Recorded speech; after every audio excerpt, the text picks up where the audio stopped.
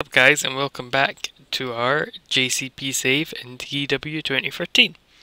As you can see, we are on the first night of the Crockett Memorial Cup, which we're going to be running over the next 3 weekends.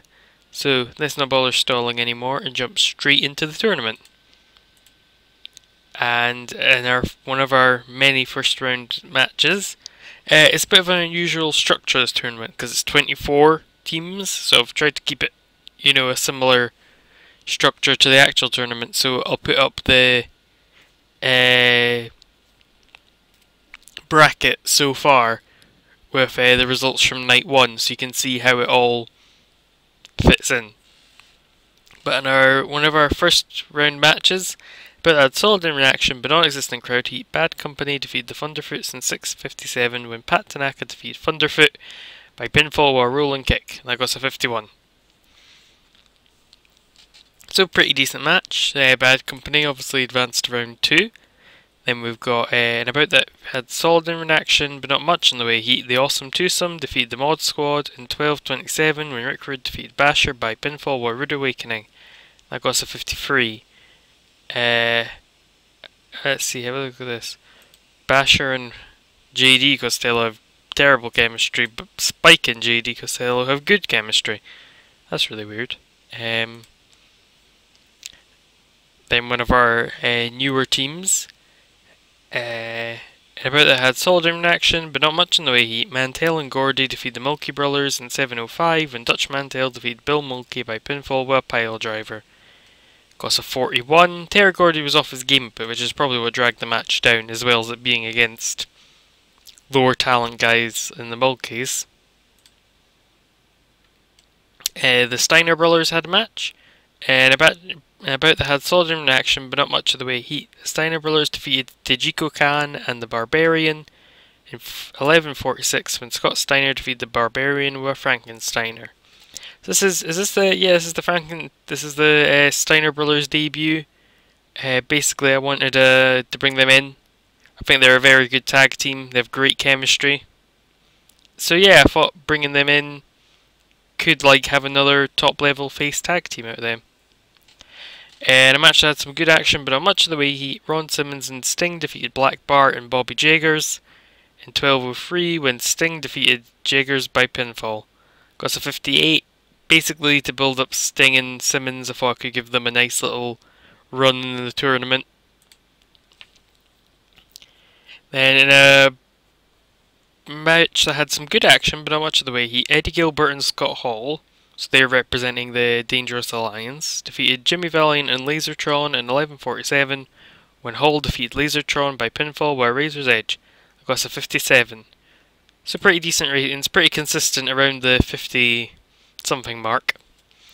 And about the featured had solid in-ring action, but not much of the way heat. Barry Windham and Mike Rotundo, aka the former USA Express, defeated the Jive Tones in 12:22 when Barry Windham defeated Tiger Conway Jr. by pinfall with a flying lariat. That got a 59. So I thought this would be one of the higher rated of the matches, because the Jive Tones aren't terrible, and Barry Windham's one of our main eventers, and Mike Rotundo is actually pretty good. Surprised this is lower, actually. About that had solid in action, but not much in the way heat. The Von Erichs defeated the New Breed in 12:15 when Kerry Von Erich defeated Sean Royal by submission with the Iron Claw. No other notes to note of. Any improvements? Kerry Von Erich's technical skills are improving, that's good. So yeah, just basically to build up the Von Erichs, I thought I'd have them in the tournament too. And then the first of our 2 non-tournament matches, and the match had some good action and average heat. Tully Blanchard defeated Dory Funk Jr. in 20:05 by pinfall with a slingshot suplex, following interference from Arn Anderson. During the match, we also had Lex Luger run in and attack Dory. Tully Blanchard makes defense number 1 of the NWA World Television title. Just thought I'd have a television title match, make it a bit interesting by having a veteran Dory against Tully, and this is also to build up a potential feud between the 2 Funks and the 4 Horsemen as a group. Because the 4 Horsemen are basically the ultra heels and everyone hates them. No one is on their side outside of themselves almost.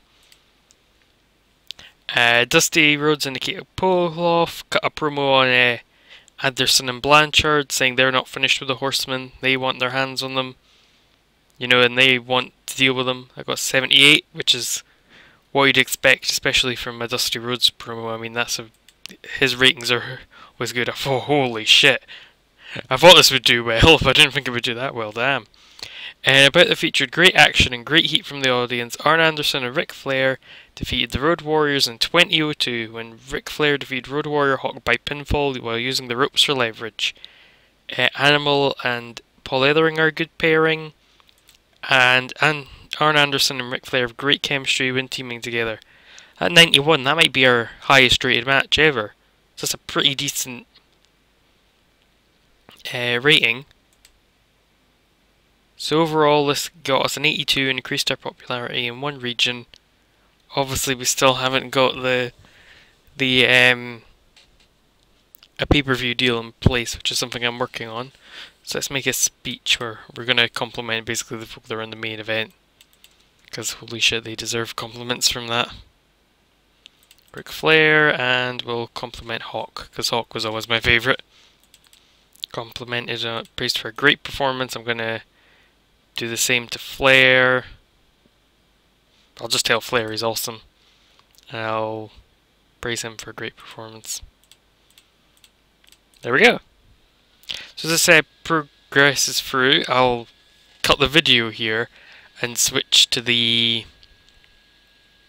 graphics so you can see the people have progressed.